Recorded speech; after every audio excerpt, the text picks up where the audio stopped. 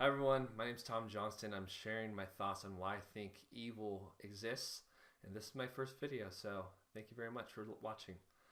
So the premise is God exists, He's all loving, He's all powerful, yet He allows for Satan to go on existing, He allows for suffering. If He's all loving, why is this all going about? But at the same time, for those who love God, all things work out for good.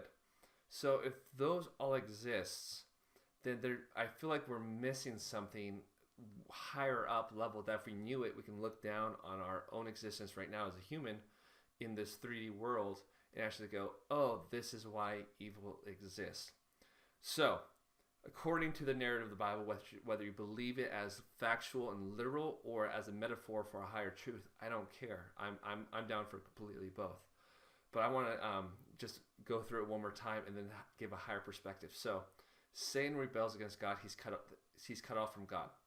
Okay, a lot of people understand that God is in all things and through all things. There's a verse in the Old Testament. Hopefully I'll be putting up these Bible verses in the actual video with a little ding sound or something so you know you can actually read it for yourself.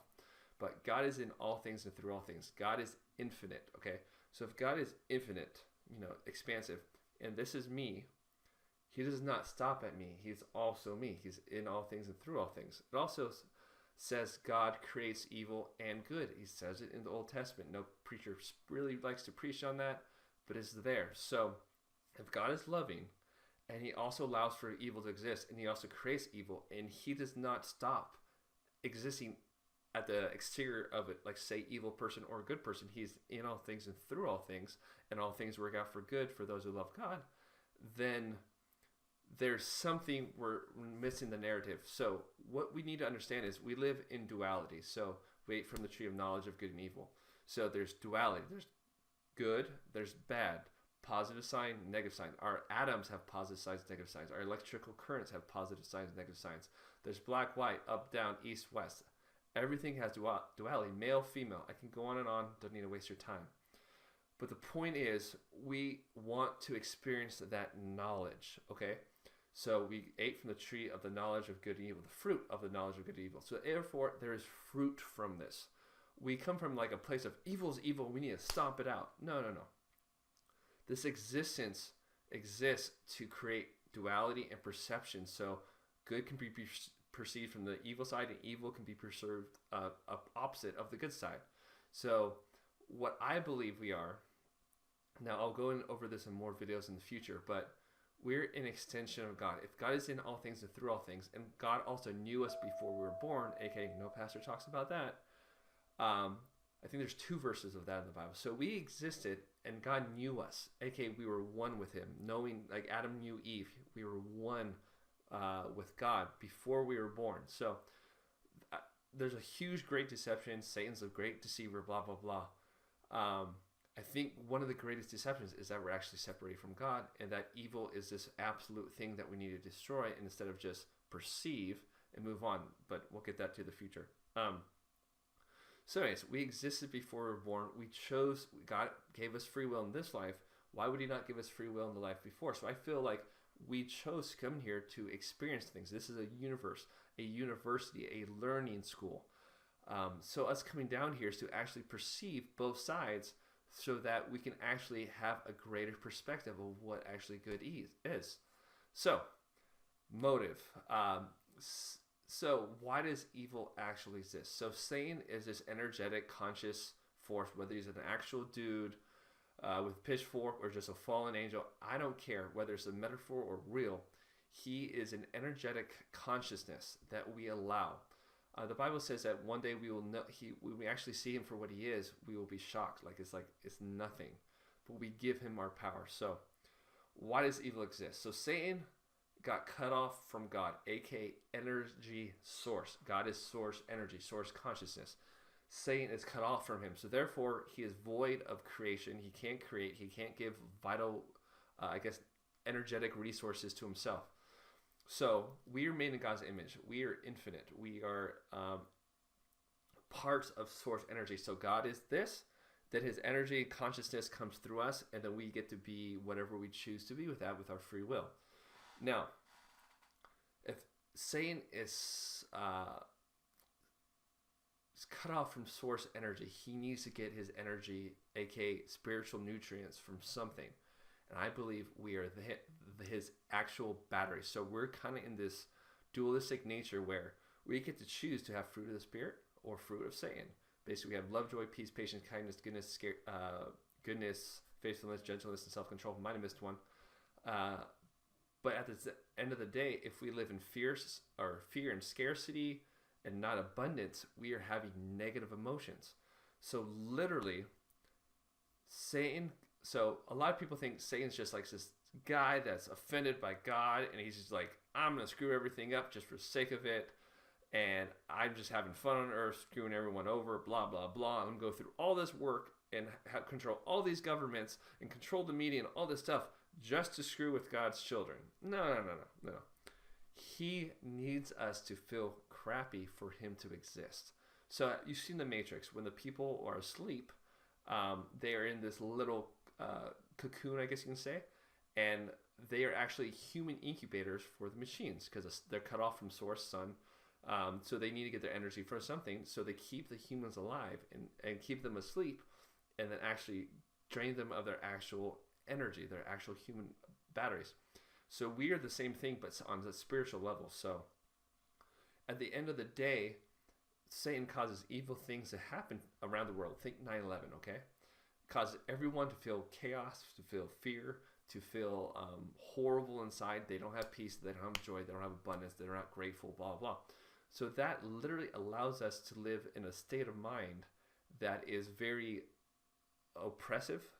And then when we actually feel those things, negative entities, demons, Satan, whatever, can actually feed off of us. So energetic parasites. So as long as we're feeling negative, they actually are feeding off of us. Now, here's the connection. When we live in the fruit of the Spirit, so Jesus says the truth will set you free, right? He also says live in the fruit of the Spirit. He says seek ye first the kingdom of God, and all these things will be added unto you. AKA, you will live in the kingdom of heaven on earth now as a present tense reality if your emotions are in check. If you notice the fruit of the Spirit, none of them are actions. It's not like do good, be good, blah, blah. It's a state of having peace, joy, and all those good things. And then out of that abundance come actions. So you need to have, Jesus said the kingdom of heaven is inside of you. His kingdom of heaven is at hand. So when is it actually inside of you? You focus on your insides, you focus on your emotions, where you put your focus, where you put your energy. That is actually producing positive net return in our external environment and to others. So we're actually feeding other people from fruit. But when we are oppressive fruit, aka fear, scarcity, lack, all those things, we literally feel bad. We feel drained. When you get a fight with your spouse, with a friend, you literally feel horrible. Someone cuts you off on the freeway. If you choose to be upset about it, you literally get drained of your energy, right? So literally, negative entities are literally feeding off of your spiritual, energetic force. And the more you allow them to feed off of you, the more they're going to cause bad things to happen to you so that you feel worse. So they're getting more and more. They're like milking you, literally, by causing bad things to happen in your life. You focus on it, you get all negative, and then they literally feed off of you. So how do we get set free? Oh, we're aware. Okay, we're aware that Satan roams around like a lion ready to devour us. That's a Bible verse. But we don't view it, we view it as flesh. No, these are spiritual principles. So the lion is literally he's a lion feeding off of us, looking to hunt for us when we're weak. So he causes all these bad things to happen, feeds off of us, he gets bigger, we get weaker. Now, when we renew our mind and the truth will set us free, we know that we're in God. Jesus came to give us life and life abundantly, right? So that's fruit of the Spirit, that's joy, that's abundance. That's not scarcity, it's not fears. Peace, joy, abundance. So when you live in those mindsets, someone cuts you off on the freeway, if you go, oh, I'm going to check my thoughts before I get that, like within 3 seconds, your body literally produces chemicals in your body that make you feel bad. But if you cut it off quickly, those lessen. So there's an actual addiction to fear, scarcity, and oppression that we feed ourselves. And by renewing our mind, we no longer put those chemicals in our body. We denounce them. Over time, it takes work. But the more you meditate, the more you think on and meditate on positive things, the more of the kingdom of heaven is given to you inside of you. And then all of a sudden, when the entities can't feed off of you anymore, they're not going to invest all their energy causing bad things to happen because they're not getting a return on the investment. So if we want the world to be a really good place, we need to be like, yes, cognitively, maybe something happens, you're like, that's not good, but you don't invest your emotions. You go, peace, abundance, joy, everything's working out for good, and you learn from it. And all of a sudden, these negative things will stop interrupting your life and taking your energy. So literally, you have to have dominion over your emotions, dominion over your life. Buddha would say the same thing. All these practices are all about we as Christians make everything external. Satan's external, Jesus is external. Jesus is going to fix it. He's trying to screw us over, and they're going to fight it out, and then I'm going to be okay. No, the kingdom of heaven is inside of you. Through the Spirit, they're all inside of you. They're mental, they're emotional. So, that being said, if you want to have the kingdom of heaven, you have to check your emotions and stop feeding negative entities, so therefore they stop screwing with you. Now, a lot of the things on the news, or 9/11, or wars, or, half the stuff on the news might not even be real. But literally, it's there just to make you feel crappy, give you a reason to be mad, and then they got you hooked. You're a fish just dangling all angry. You can't do anything about it, and you're feeding them. You're feeding the actual machine. So as a whole, I believe evil exists so that we can learn from it at the same time, but also become more sovereign over our own emotions. So we have contrast. This is good. We want to know that good exists apart from evil, but at the same time, we have to understand both and how they internally conflict us inside of us. Because I believe we got Christ in us. I believe we have Satan inside of us. They could be external things too, but you need to focus on the battle that's inside of you. Stop feeding the negative entities. So literally 2 days ago, I said, this is my first video. I did some, I guess you could say mantras. Anyways, prayers as if they are present tense reality in a place of gratitude. Not like, I need this, please, please, please, but like, I am this.